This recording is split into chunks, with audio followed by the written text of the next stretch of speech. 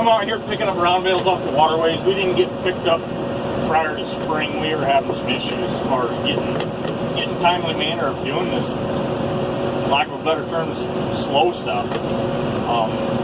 Got most of my shop work picked up, done for the fall, so we can start in on the spring stuff. Got to get a planter in, put some new trash whippers on it, put a brand new sensor and monitoring system in it. I went to a Dickie John system instead of having the old international system on our bean planter. What we're having issues with now is, in my personal opinion, is I'd like to see what the yield or the population is of the planter and make sure it's planting instead of just guessing and hoping that, hey, yeah, we're planting, maybe, I hope. So I went ahead and bucked up and spent some money this prior to the first of the year, so that way we can get a little better monitoring system. It's not going to be ideal, but it's not expensive either, so I'm not a big one on spending a whole bunch of money on a monitoring system that basically it's a controlled spill. It's basically a seed flow sensor. Dickie John, I don't know what model year it is, or model number I should say, brand new, so what I'm thinking I'm probably going to do is probably do a review on it, putting it in, see how easy it was. With our air planters, we don't have to have any special sensors, it's just got to go into a tube is all. So it's just a wham bam, put the sensors on, and we have to have our monitor sent back in and customized again because it's 15. There's not a lot of 15-inch, 15-row bean planters out there. So what we're doing is we're going to change that over to that. I'm out here loading the hay, running a Maxxum 140 power shift electronic. It's got the little blue cap right down there. But it's a pretty good tractor. I'll sit it back down here so I can load this. I like the tractor. It's got its faults. Everybody said, oh, it'll replace a 1086 or 1066. Well, we've got a couple of them. It will, but this tractor here does not have duals. It's got the flange-jet axles. So, yeah, it'll replace a 1066 without duals. The front wheel assist does help. I'm not going to deny that. But it's not a cure-all, fix-all for having duals. Duals increase the flotation over into the tractor, where the majority of the weight is. So it's kind of a catch on what you really want. I got a remote fault, but as you can see, it's got 2,700 and some odd hours. It's a pretty nice tractor. This is my landlord's. He lets me use it as much as I want. I fill it up with fuel. As you can see, she's kind of empty. It's not a full power shift. It's a partial power shift. You got to push a little button on the back side back there to get it to go. So I'll show you here. Well, I better not. It's a pretty rough waterway, but either way, got a buddy seat, cup holder, regular standard down there. But it's a nice tractor. It's straight up. It's not fancy, but it ain't primitive either. One thing I will say is I ran a 7430 all the way up to a 7930 John Deere. Don't get me wrong, they're nice tractors. There's some features that I like about them. I would much personally rather have an 8000 series, like an 8100 up. I did like them cabs a lot. Very spacious. I like the power shift, how everything was at your control. The throttle was independent of the power shift. I like that because when you're running in the field, as far as major field work, you're not going to be sitting there holding the throttle all the time. I would rather hold the power shift. Where this one's all combined, that's forward reverse, that's low, that's high on the power shift. number 1 remote, and then that's the 3-point. Then down here you got the field turnaround, then you got all your major controls that you use quite often. Then you got the ones like the fan control, the suspended front axle, all that jazz, the timer of the hydraulics, etc. It's a nice tractor, don't get me wrong. Is it ideal for what we're doing? Yeah, it works really, really well. It'd be a really good manure hauling tractor. Basic, a large chore tractor is what I think of it. If I was going to buy one myself, I'd probably get the self-leveling loader. As you can see, this one is not self-leveling.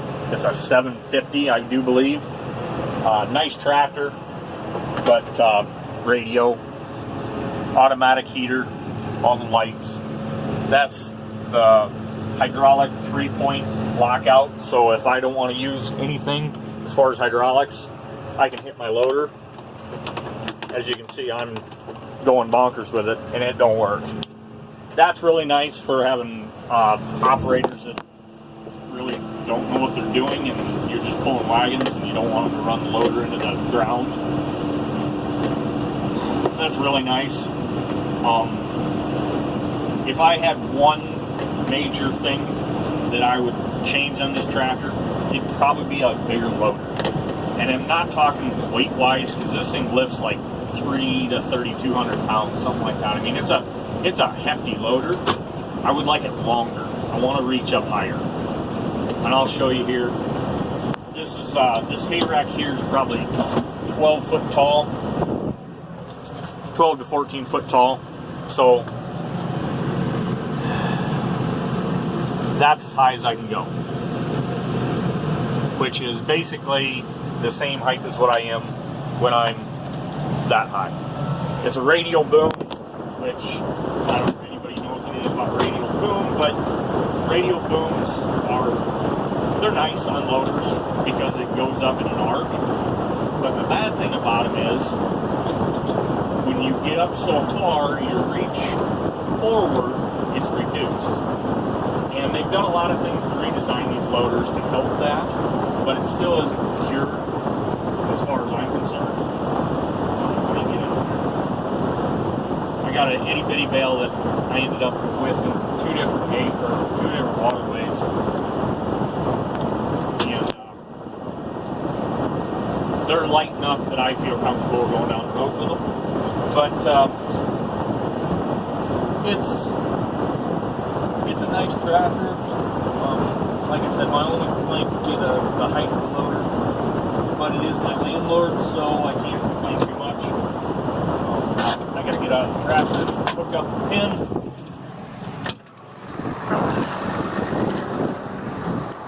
But all in all, it's a nice tractor. 755, excuse me. Maybe the 750 is the one with the self-leveling, or it might be a smaller model. I'm not sure. And I don't have my ag speed hitch. I know that One Lonely Farmer has said a lot about them. I ain't got mine. The reason I don't have mine on is this is Sherman Implement who's got this for it. The reason I don't have mine on right now is mostly because I have them still hooked up to the Brent wagons, and we put them away. And normally we do not take them off the Brents ever.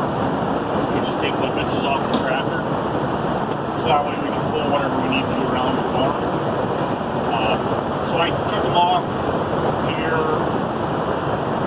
Well, it's been probably a month and a half ago now. It's been at least the middle of November. It was before Thanksgiving, I know that. But that's I-380. This is the same farm on the other side of the interstate as a couple of my bean planting, field finishing videos that I've got posted up.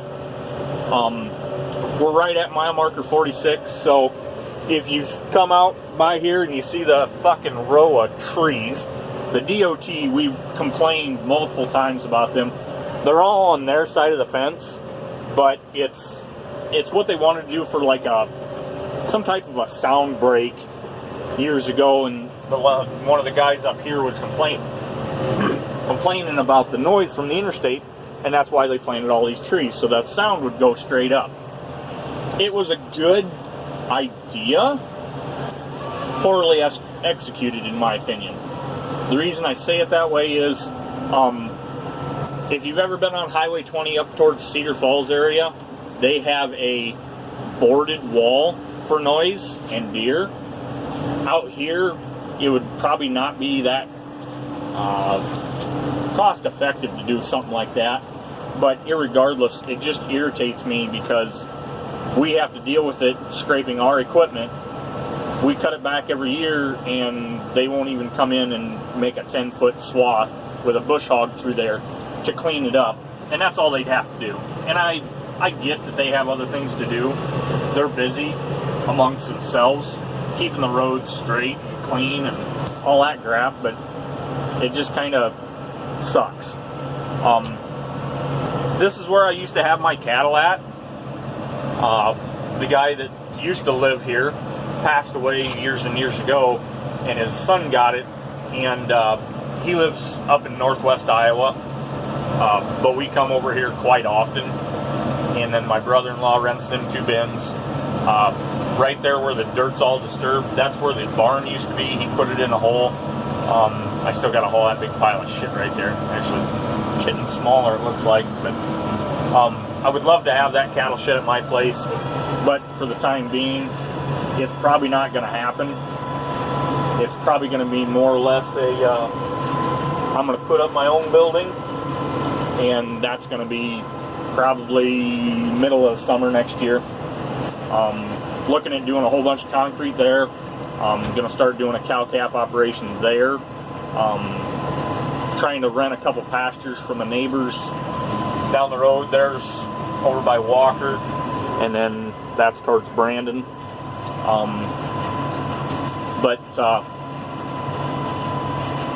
Just out picking up hay, trying to get this done before the first I shouldn't say the first year, it is after the first of the year. Trying to get it done, just I need to get it picked up. I don't like picking up hay in the snow or in the slick roads. As you can see, they're pure covered, and that's the reason I'm only going 13 miles an hour, is because if I would go any faster, I would be spinning out, and actually I am spinning out. Click the front wheel assist in, little green guy up there and a little button down there on the console. Get up this little burr of a hill, but all in all, it's been a good winter so far. I would really like it if the weather would just continually stay the same, but I mean, it's Mother Nature. She will win. I don't care how much you complain. She's gonna win. But anyways, just figured I'd do an update on what we're doing. There's my fault. If anybody knows how to get rid of that fault on this tractor, I would love to know. The Case IH dealer has tried and tried and tried, and they haven't seemed to figure it out. But anyways, like always, like, comment, subscribe. Any questions or anything you guys have about the tractor, I'll gladly answer them. It's just basically a phone call or a message away for asking. I've got a couple friends that own a couple tractors similar to these. New Holland made these exactly the same. Different cab, different hood, different control, but basically the basic chassis of the tractor is the same. And that goes all the way up to the, I think it's the, I don't know if the MXs and the T8 dots or the Magnums and the T8 dots are the same chassis anymore. I do know in the T8000, like the 8050s and prior, down to the TGs and the MXs, they were a different chassis from the front of the transmission forward. Internal and cab, they were different, but external rear of the cab and rear of the basically the flywheel, them were the same tractors. I worked at a New Holland dealership for 8 years. I'm very, very up to snuff on the blue. The red, I'm not bad. Like I said, they're similar. But the Case IH ran a drop box where the New Holland ran a straight shaft in the transmission. New Holland had the super steer, and on the 8000s they have actually removed the super steer because they have raised the engine up just like they did in the MXs and cut the frame out so that way it can turn better.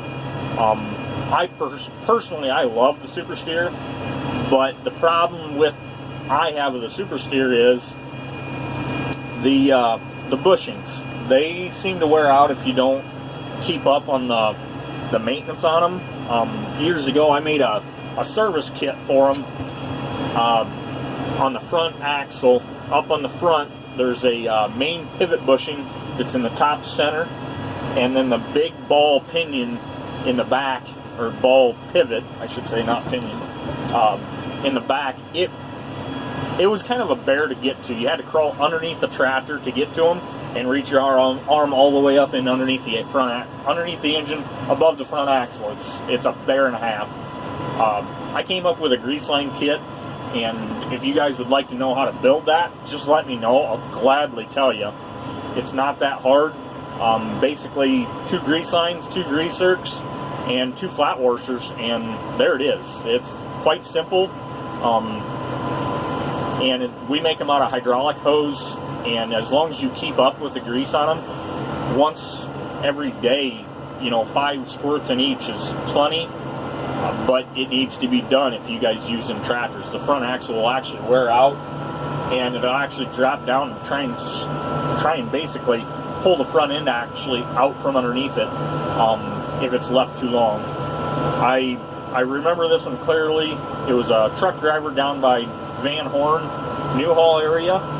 He had a T8030 New Holland, and we went through and rebuilt that complete front axle in 1,200 hours. 1,200 hours.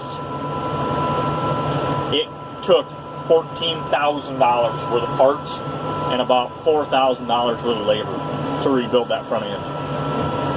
Grease is your friend. It's a cheap insurance upon maintenance.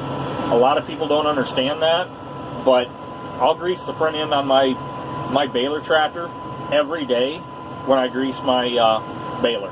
And I grease my baler every day. I don't have a fancy grease bank like One Lonely Farmer or anybody like that.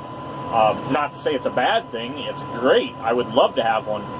But my baler, the grease zerks, you can't do a grease bank on them. There's a few individual bearings on the back door that you won't be able to get to with a hose because of the way it pivots, and there's a declutcher on the drive, so it's better to just leave it the way it is and grease it every day. I've got a DeWalt greaser. Works really, really nice. I really don't know if I'd buy another one though. They're nice in the aspect of that, but the bad thing is the pop-off, the grease pressure relief valve, I guess it's on the front of them. It seems to pop off a whole bunch, and I'm not real pleased about that. I would prefer to have something that was, well, I want grease power. The old grease zerks that are shitty and junk, and you can't get them busted loose. You take them out, you drill them out, you put a new grease zerk in it, and it still won't take the grease because the pin's so tight against the other side. And I get disgusted with it. I end up going and getting the old faithful, the old hand pumper, just pump the ever-loving hell out of it until I can get it to take grease, and then I can use the DeWalt. But some of our field elevators, discs, stuff like that, it's hard to get them to take grease because my grandpa really wasn't a greaser. He might run through a tube, or I shouldn't say tube, probably a box of grease, which is 10 tubes, once every year, maybe. I'll go through par minimum 5 to 7 boxes of grease a year. And that's me. I only use Case in New Holland. I've gotten farm service, the red and tacky, maybe something like that. Great grease, loved it. very expensive. Case grease isn't cheap either, but I mean, it's just like your engine oil. I run what they recommend through Case, and Case recommends that. Case and New Holland grease are the same. There's no difference in the grease unless you get different versions of the grease. I'll show you a picture of the neighbor's cows. They put them out on stalks. That's the neighbor's cows and a different neighbor's field. They had a little agreement that they actually do quite a bit together. They're related, and he's actually out there. Looks like he's cleaning off his combine. Yep, got the blower out there, got the side shields up. There's a 6-row head. He's got a 6-row and a 8-row head. I think he farms like 2,000 acres, something like that. They were a cow-calf operation for probably, oh shoot, as long as I can remember, and even years prior to that. I'm guessing probably 60 years at least. When his dad passed, they started selling the cows. Actually, they started selling the cows before he passed. He passed away, I think it's been 10 years ago now, maybe more.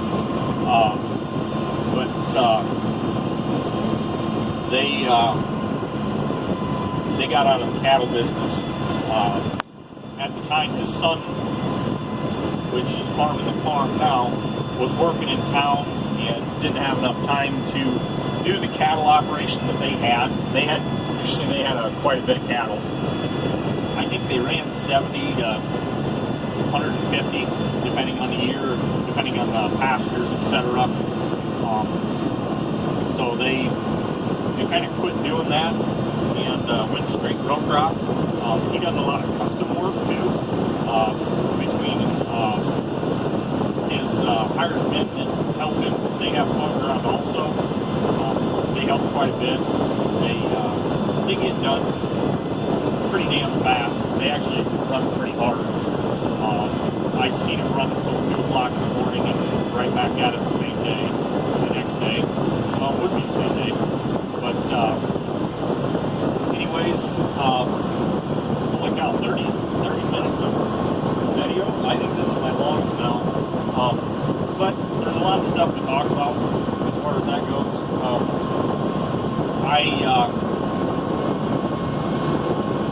I've been trying to keep up on videos, and I don't edit my videos at all. You get them live cut. So if somebody flips me off, kind of like this pickup truck coming down the road, you're going to get the full view as long as me and them and everybody else.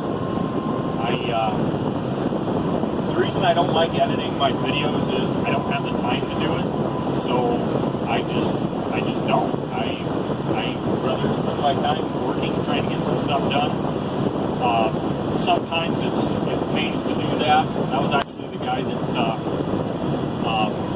had that 2,500 acres that was cleaning his combine. He must have had to go and get some parts or something. Yep, that's about all I know for the time being. And hopefully you guys have a good rest of your winter and stay safe and go slow. Like I said, I'm running 14 mile an hour when I should be going faster. Anyways, have a good year. See you guys.